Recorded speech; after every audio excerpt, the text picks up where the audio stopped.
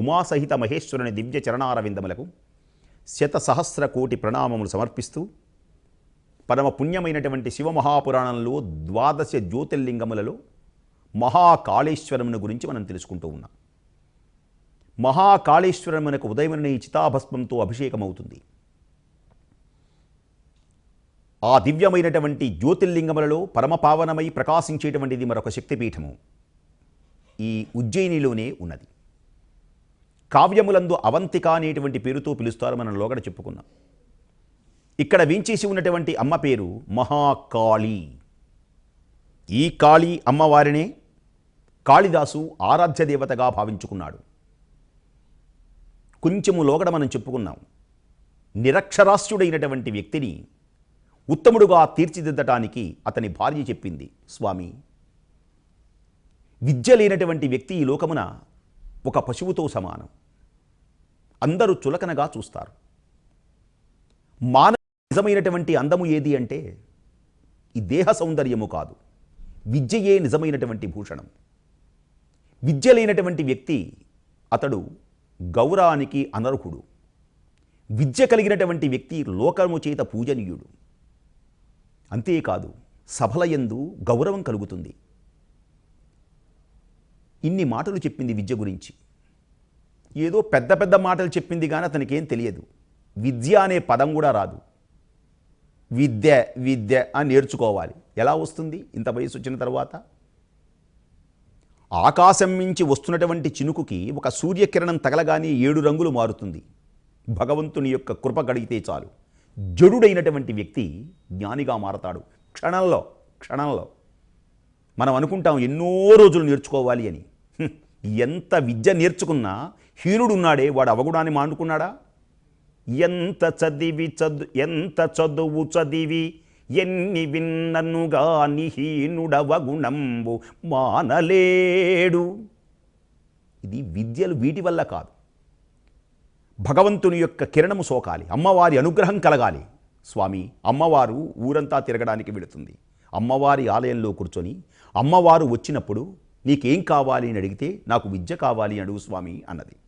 సరేనని భార్య మాట విని మంచివాడు కనుక ఆలయంలోకి వెళ్ళి ఐ అమ్మోరో నాకు విద్యలు, ఐ అమ్మోరో నీకు జేజేలు అన్నాడు.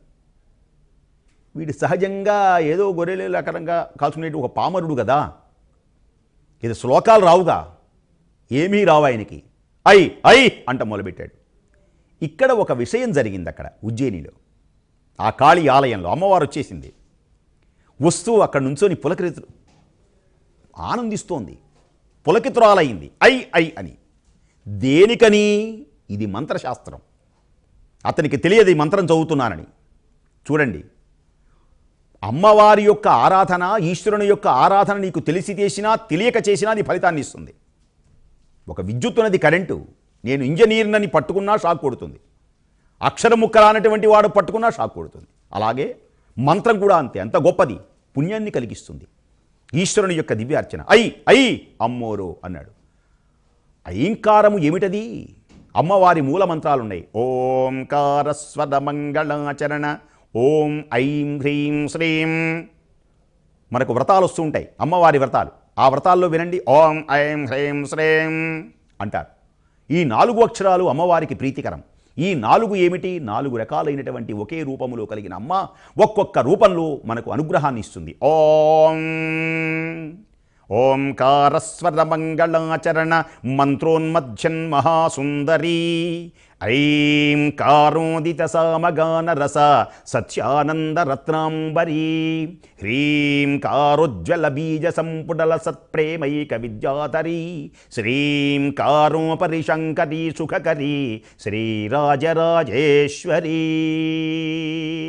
ఓం ఏమిటివి? ఐం సరస్వతీ రూపం, హ్రీం మహాకాళీ రూపం, శ్రీం లక్ష్మీ రూపం, ఓం శక్తివంతమైన ప్రణవం. 3 అమ్మల యొక్క ఏకీకృతమైనటువంటి దివ్యతత్వమే ఇక్కడ ప్రకాశిస్తోంది. మహత్వము కలిగినటువంటి ఓంకారం, ఆనందం. ఐ అమ్మోరో అన్నాడు. అంటే ఐంకారం ఏమి చెప్పుకున్నాము? సరస్వతీ రూపం, జ్ఞానస్వరూపం అన్నమాట. శ్రీంకారం లక్ష్మి, శ్రీ అల్లా ఆయన. శ్రీ అంటే సంపద ఇచ్చేదేమో. అతను అన్నదేమిటి? ఐం ఐ ఐ అమ్మోరు నీకు జేజేలు, ఐ ఐ అమ్మోరు నాకు విద్యలు. పులకితురాలైనటువంటి అమ్మ రే కళ్ళు తెరవరా అన్నది తెరిచాడు. తలుపు తీయరా అన్నది. నీవెవరివమ్మా అన్నాడు. నన్ను పిలిచావు కదా, అందుకని నేను వచ్చాను. ఓహో, నువ్వేనా దేవతవి? నా భార్య చెప్పిన దేవతవు నువ్వేనా? నేను తలుపు తీయను. ఎందుకనిరా? నువ్వు లోపలికి వస్తావమ్మా, నిన్ను లోపలికి రానీయను అన్నాడు. అమ్మ నవ్వుకున్నది. ఈ మాటలోనే వాడు అజ్ఞానుడని అర్థమైపోయింది. చెప్పక్కర్లా వాడు అజ్ఞానుడని. దేనికని? అతను తలుపు తెరిస్తేనే కానీ లోపలికి రాదట. సర్వాంతర్యామైనటువంటి అమ్మ తలుచుకుంటే లోపలికి రాలేదా? అందుకనే అమ్మ ఆమె పేరు. ఇది లీల, వాడిని ఏమనాలా తెలియలే. అమ్మ కూడా ఆడుకుంటూ ఒక చోట ఉండి నన్ను కనుక్కోరా అంటుంది. ఎక్కడుందో కేక తెలీదు, ఏదో ఆట. అమ్మవారి యొక్క దివ్యమైనటువంటి ఆట లీల ఒక్కడి ప్రదర్శించింది. సరే, నాలుక బయటకు పెట్టరా అన్నది. నాలుక బయటకు పెట్టాడు. అంతే, అక్షరాలు రాసింది ఆ నాలుక మీద అమ్మ. ఈ ప్రదేశమే పరమ పావనమైనటువంటి అవంతిక ఉజ్జయిని మహాకాళి దివ్యమైనటువంటి అవతారం. తలుపులంతా తలుపులు తెరుచుకున్నాయి. ఇది పుణ్యమైనటువంటి అమ్మ ప్రత్యక్షమైనటువంటి పరమ పావనమైనటువంటి క్షేత్రం. ఒక్కసారి అలా చూచాడు జగదంబని. హే జగజ్జనని, నీవు మామూలు జననివి కాదమ్మా, నీవెవరివో నాకు తెలిసింది. ఇందాక అక్షరము రానటువంటి వ్యక్తి మాతా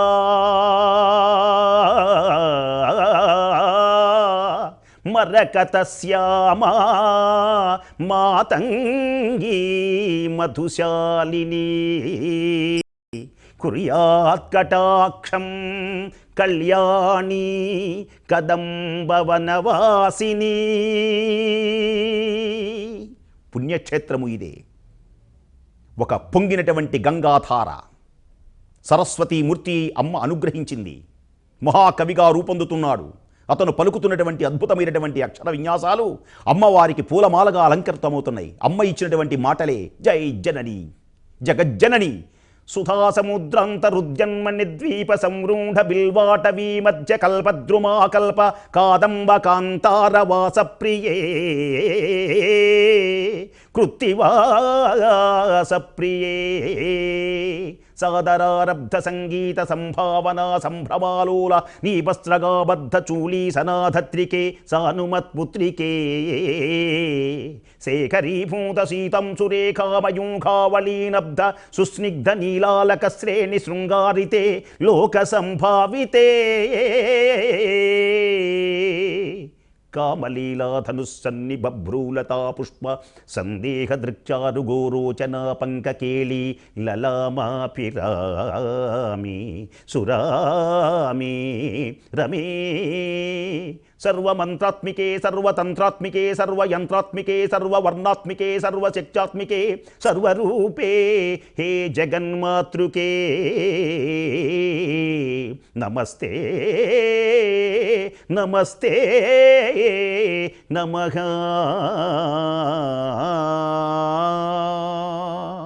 జగజ్జనని పాదాభివందనం చేశాడు. అమ్మా, నీ కథాశ్రవణము వలన నీ దివ్యమైనటువంటి సందర్శన మహాభాగ్యంతో నా జన్మ ధన్యమైంది తల్లి. ఇక నుండి నీవు కాళిదాసు అనే పేరుతో వర్ధిల్లు అన్నది అమ్మ. ఆయన పేరేంటో తెలీదు. కాళిదాసు, రామదాసు. రామదాసుకు ఓ పేరుంది, కంచర్ల గోపన్న. ఈయన పేరు కాళిదాసో అయిపోయినాడు. కవికుల గురువైనాడు. ప్రపంచంలోనే మహాకవి అయి ప్రశంసలు అందుకున్నటువంటి పుణ్యమైనటువంటి క్షేత్రము ఇదే. ఈ ప్రదేశంలోనే మహాలక్ష్మి, మహాసరస్వతి, మహాకాళి ఈ ముగ్గురు యొక్క దేవతల యొక్క ఆరాధన ఉంటుంది. ఇక్కడ గొప్ప విశేషం ఏమిటంటే తాంత్రిక శక్తులు ఉంటాయి. మంత్రాలు రెండు రకాలుగా ఉంటాయి. కొందరు మంత్రాన్ని మంత్రపూరితంగా చేసి మనం స్వార్థం లేకుండా లోకానికి ఉపయోగిస్తారు. అంటే కౌల సంప్రదాయం, మిశ్ర సంప్రదాయం అని రెండు సంప్రదాయాలు ఉంటాయి. మామూలుగా దక్షిణ వామ పూజలు, దక్షిణ పూజలు, కుడి చేత్తో పూజ చేయడం ఒక పద్ధతి, ఎడం చేత్తో పూజ చేయడం ఒక పద్ధతి. మధువుని సేవించకుండా మడిగట్టుకొని పూజ చేయడం ఒక పద్ధతి, మధుమాంసాలతో పూజ చేయడం ఒక పద్ధతి. ఇది ఒకటి. రెండు రకాలు ఉంటాయన్నమాట శాక్తేయంలో. ఇక్కడ రెండవ రకం ఉన్నదే వామాచారము అంటారు. దక్షిణాచారము, వామాచారము. ఈ రెండిటిలో శంకర భగవత్పాదుల వారు చెప్పింది ఏది అంటే దక్షిణాచారము చేయండి అన్నాడు, వామాచారము వద్దన్నాడు. అయినప్పటికీ కొందరు వామాచారంతో చేస్తారు. బలులు ఇచ్చుట, బలులు ఇస్తారన్నమాట. తల్లే అమ్మో పళ్ళు బలిస్తుంటారు. కొందరు హోం పట్ హిం పట్ అని చేస్తుంటారన్నమాట పూజలు. అలాంటి తాంత్రికమైనటువంటి శక్తులతో చేసేటువంటి పూజలు కూడా ఈ ఆలయంలో జరుగుతూ ఉంటాయి. అదొక విశేషం. ఇక్కడ ఈ దేవాలయం వెనకాల ప్రాచీనమైనటువంటి గణపతి యొక్క ఆలయం కనపడుతుంది. మహాకాళేశ్వర దేవాలయం దగ్గరనే హరిహర సిద్ధి దేవత మందిరం మనకు దర్శనమిస్తుంది. ఈ హరిహర సిద్ధి దేవత విక్రమాదిత్యుడు ఉన్నాడే, భట్టి విక్రమార్కుడని మనం కథలు వింటాం. ఆ విక్రమార్కుడికి వరాలు ఇచ్చింది ఈ తల్లే. కత్తి ఇచ్చింది మనకు. భట్టి విక్రమార్కులు, విక్రమాదిత్యుని యొక్క సింహాసనాలు ఉంటాయి.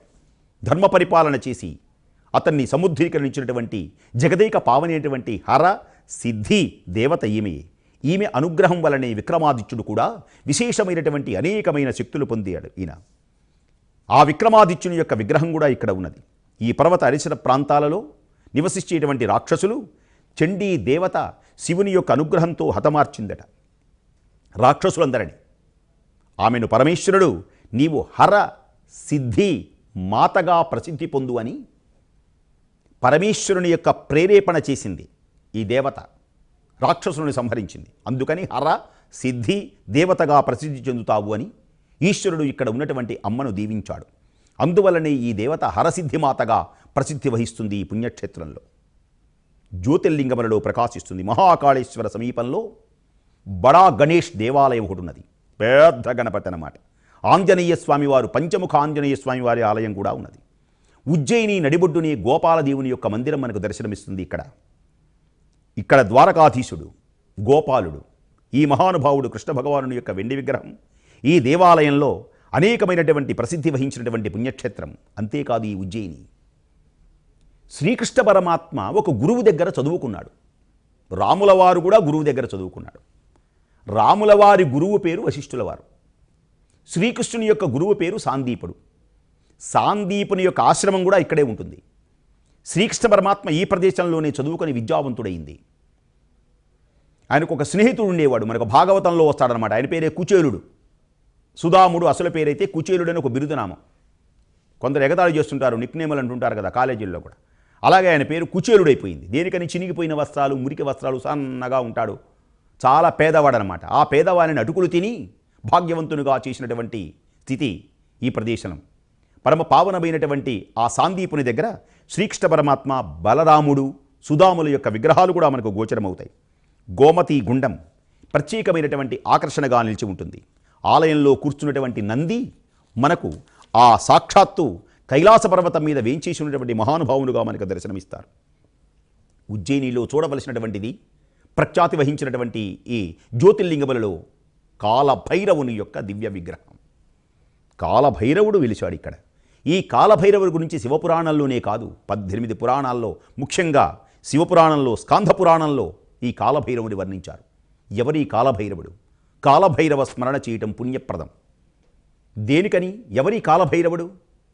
బ్రహ్మదేవుడు. లోగడ మనం శివలింగ ఆవిర్భావంలో చెప్పుకున్నాం.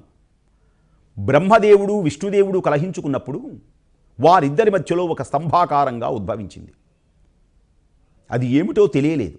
దీని ఆది అంతములు కనుక్కోవాలని వెళ్ళారు. ఎవ్వరూ చూడలేకపోయినారు. విష్ణుదేవుడు మాత్రం నేను చూడలేదు స్వామి అన్నారు. పరమేశ్వరుడు తెలియచేశాడు, దీని పేరే లింగము అంటారు. దీనిని అభిషేకం కనుక చేస్తే నాకు ఇష్టం. ఈరోజు శివరాత్రి, ఈరోజు ఉపవాసమున్నా, జాగరణ చేసినా, శివనామము విన్నా, శివప్రసాదమును స్వీకరించిన జన్మజన్మల పాపములు పోతాయి. అందుకని ఒక్కరోజైనా, ఒక జన్మలో ఒకరోజైనా సరే శివరాత్రి నాడు ఉపవాసం ఉండాలి, జాగరణ చేయాలి. జాగరణ అంటే మేము అర్ధరాత్రి దాకా మేలుకొని, ఇవాళ కూడా ఉంటారు మేలుకొని. ఏం జరుగుతుంది ఇళ్లలో? ఊరికే టీవీలు పెట్టుకోవడం, గోలగోలు చేసుకోవడం, పోట్లాడుకోవడం, ఇలా జరుగుతున్నది. ఎలా చేయకూడదు. శివనామంతో మారుమ్రోగాలి గృహాలన్నీ. పవిత్రమైనటువంటి ఆచరణ చేయగలగాలి. ఇలా ఎవరైతే చేస్తారో వారందరూ శివానుగ్రహమునకు పాత్రులవుతారు అని తెలియజేశారు. తెలియచేస్తే బ్రహ్మదేవుని అడిగారు, నీవు అంతము చూశావా అని. నేను చూశాను అని అబద్ధం ఆడాడు. 5 తలలు ఉన్నాయి ఎప్పుడు బ్రహ్మదేవునికి, 4 తలలు కాదు, 5 తలలు. 5 తలలలో ఆగ్రహించినటువంటి ఈశ్వరుడు చూచి కాలభైరవుని సృష్టించి అసత్యం పలికినటువంటి తలను పడామని నరికేశాడు. వేదములు ఉచ్చరించేటువంటి నోటితో వేదపురుషుని కానీ బ్రాహ్మణుని కానీ దూషించినా, బ్రాహ్మణుని సంహరించినా, బ్రాహ్మణుని దూషించినా, వేదపురుషుని నిందించినా ఇది మహాపాపం. ఈ పాపం పోవడం ఎవరి వల్ల కాదు. దీని పేరే బ్రహ్మహత్య. ఏం చెయ్యాలి అన్నాడు కాలభైరవుడు. మీరు చెప్పారు, నేను నరికాను, కానీ పాపం అంటిందిగా నాకు. ఈ పాపం పోవాలి అంటే ఏం చేయాలి?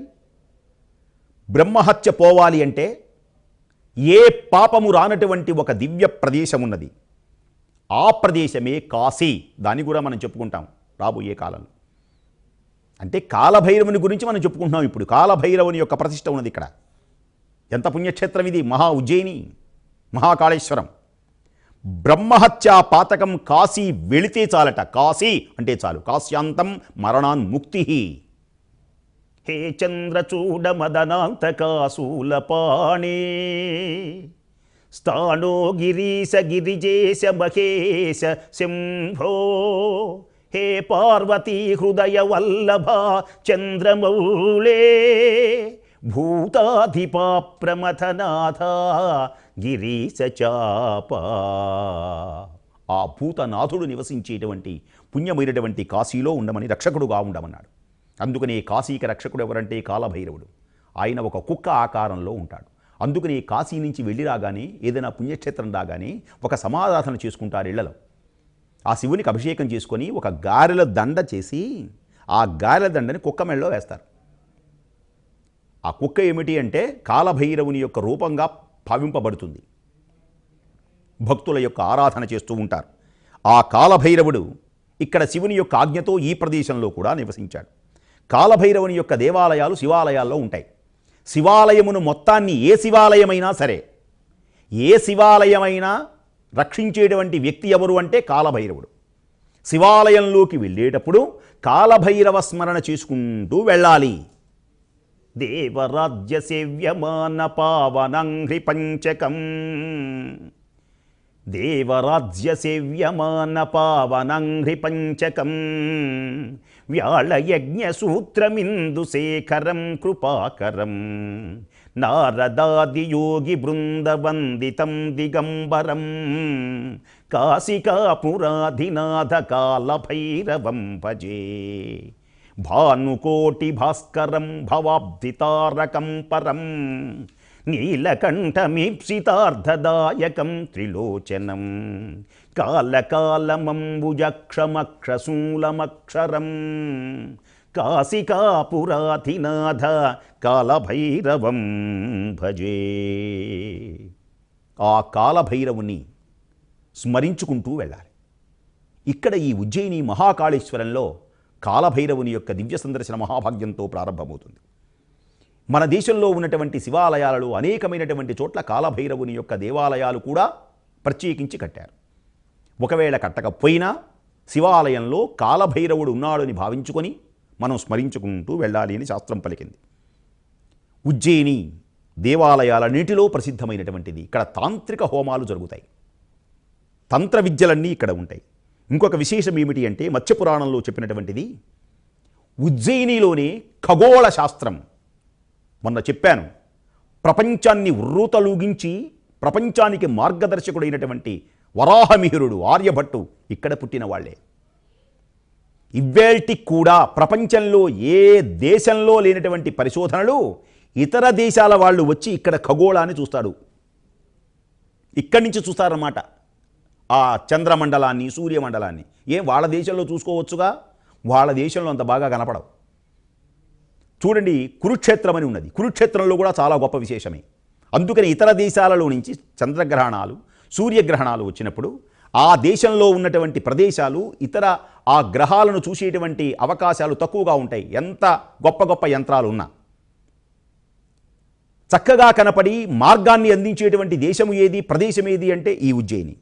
అందుచేతనే ఖగోళ శాస్త్ర పరిశోధనలు ఇక్కడ విశేషంగా జరుగుతూ ఉంటాయి. ఉజ్జయినిలో కుజదోషము ఉన్నటువంటి వాళ్ళు, అంటే అంగారకం అంటే మంగళవారం, శివుని యొక్క కుమారుడే ఇతడు.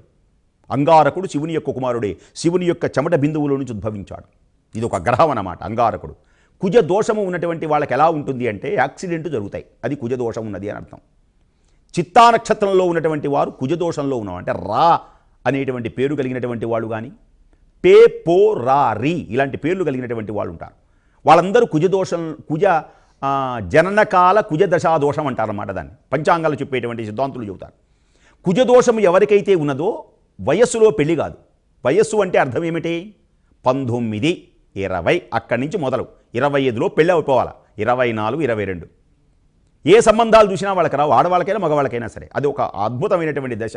30 ఏళ్ళకి పెళ్లి చేసుకుంటాను ఇవన్నీ పిచ్చి మాటలు, ఇవన్నీ అలా శాస్త్రం లేనే లేదు. యవ్వనం అంకురించి యవ్వనం ప్రారంభమవుతూ ఉన్నటువంటి సమయంలో ఆ యవ్వనానికి మధ్యలో 2-3 ఏళ్ల తర్వాత చక్కగా వివాహం చేసుకుంటే ఆనందమైనటువంటి ఉత్తమమైనటువంటి సంతానం కంటారు. శాస్త్రం చెప్పింది గృహస్థాశ్రమం ఎప్పుడు తీసుకోవాలి, బాల్యం ఎప్పుడని. అలాంటి కుజదోషము ఎవరికైతే ఉన్నదో సకాలంలో వివాహములు కావు.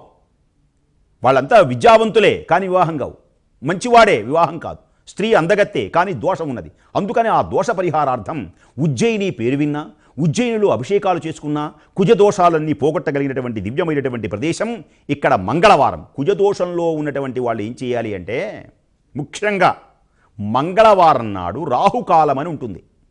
రాహుకాలం ఎవరిని అడగక్కర్లేదు, ఏ సిద్ధాంతం అడగక్కర్లేదు. మంగళవారం నాడు రాహుకాలం అని ఉంటుందన్నమాట. మనం పంచాంగాల్లో చూసుకుంటే రాహుకాలం అని ఉంటుంది. అది ఎప్పుడు ఒకటే సమయం ఆ రోజున. అప్పుడు ఒక నిమ్మకాయను తీసుకొని నిమ్మకాయను అలా తీసి ఆ నిమ్మకాయలో తిరగదిప్పి దానిలో నువ్వుల నూనె వేసి దీపారాధన చేసి శివసన్నిధిలో కనుక చేస్తే 5 మంగళవారాలు చేస్తే ఆ దోషం పోతుంది. లేదా కుజ జపం చేయించుకోవాలి, ఈశ్వరునికి అభిషేకం చేయాలి, అప్పుడు కానీ వాళ్ళకి వివాహాలు కావు. అందుచేత అలాంటి కుజదోషంలో ఉన్నటువంటి వారు ఆ మంగళవారం నాడు ఇక్కడ విశేషమైనటువంటి పూజలు జరుగుతూ ఉంటాయి. ఉజ్జయిని ఇంకా గొప్పతనం ఏమిటి అంటే 12 జ్యోతిర్లింగములలో తేజోమయమైనటువంటి ఈ అవంతిక, ఉజ్జయిని అవంతిక సిహు నది ఇక్కడ ఉంటుంది. ఇక్కడ శుద్ధకర్మలు ఆచరిస్తూ ఉంటారు. కార్తికేయుడు అంటే కృత్తికా నక్షత్రంలో పుట్టినటువంటి వ్యక్తి. ఎవరు ఈ దేవుడు అంటే ఆయనయే కుమారస్వామి. అందుకనే కార్తికేయుడు అంటారు. ఆయన రెల్లుగడ్డి మధ్యలో శివశక్తితో పుట్టాడు. అందుకని శరవణ భవకులము, శరవణములు అంటే రెల్లుగడ్డి. శరవణ భవకుల మాం పాహి శంభుకుమార మాం పాహి. ఆయన పుట్టినప్పుడు షట్ కుర్త్రికలు ఆయనకు స్తన్యం ఇచ్చారు. అప్పుడు ఆయన 6 ముఖములతో ఆ స్తన్యమును పాలు తాగాడు. అందుచేత ఆయనకు షణ్ముఖుడు, 6 ముఖములు కలిగిన వాడు అనేటువంటి పేరు సార్థకత అయింది. ఈయన ఈ సుబ్రహ్మణ్య స్వామి ఈ తారకాసుని సంహరించాడు మహానుభావుడు. తారకాసుడు అని పేరు కలిగినటువంటి రాక్షసుని సంహరిస్తే సిహూనది ఒడ్డున ఈ ఆయుధాన్ని విసిరివేశాడు. శక్తి, కుమారస్వామి యొక్క చేతిలో ఉన్నటువంటి ఆయుధం పేరు శక్తి. పనైపోయింది. తారకాసుడి గుండెలో ఆత్మలింగం ఉన్నది. శక్తి అనేటువంటి పేరు కలిగిన ఆయుధాన్ని వేశాడు. పడామని పగిలిపోయి 5 చోట్ల పడింది. ఈ 5 చోట్ల పడింది ఆంధ్రదేశం. ఈ ఆంధ్రదేశంలోని పంచారామాలు. ఎంత విశేషాలున్నాయో! అమరారామం, క్షీరారామం, భీమారామం, ద్రాక్షారామం ఇవన్నీ ఉన్నవే 5 ఆరామాలు. ఈ ఆరామ క్షేత్రాలు. ఈ పుణ్యమైనటువంటి శక్తి పేరు కలిగినటువంటి ఆయుధం ఇక్కడ పడింది. పార్వతీదేవి కార్తికేయునికి దాహం తీర్చడానికి నీళ్లు ఇచ్చినటువంటి ప్రదేశం ఇదే. స్కాంధ పురాణంలో చక్కగా వర్ణించారు. స్కందుడు అన్న కుమారస్వామి. అందుచేత ఇలాంటి పరమ పావనమైనటువంటి క్షేత్రాన్ని ఉజ్జయిని కనుక చూచినా, అవంతిక అనే ప్రదేశాన్ని చూచినా దివ్యజ్ఞాన సంపన్నం. సుభాషితములు రచించినటువంటి భర్తృహరి ఈ ప్రదేశంలో వాడే, విక్రమాదిత్యుడు ఈ ప్రదేశంలో వాడే, భట్టి ఈ ప్రదేశంలో వాడే, కాళిదాసు ఈ ప్రదేశంలో వాడే, వరాహమిహిరుడు, ఆర్యభట్టు మొదలైనటువంటి ఖగోళ శాస్త్ర పరిశోధనలన్నీ ఈ ప్రదేశంలోనే జరిగినాయి. పరమేశ్వరుడు స్వయంగా ఉద్భవించి సమస్త దోషములన్నీ పోగొట్టేటువంటి దివ్య జ్ఞాన సంపన్నమై 7 మహానగరంలో ప్రసిద్ధికరించిన అవంతికయే ఈనేడు ఉజ్జయిని అనేటువంటి పేరుతో వర్ధిల్లుతున్న ఈ పరమేశ్వరుని యొక్క దివ్య సందర్శన నామాన్ని విన్న సమస్త మానవులకు పాపములన్నీ తొలగిపోయి అఖండమైనటువంటి పుణ్య సంపదతో మానవులు ప్రకాశిస్తారు. ఉమాకాంతాయ కాంతాయ కామితార్థప్రదాయినే శ్రీగిరీశాయ దేవాయ మల్లినాథాయ మంగళం.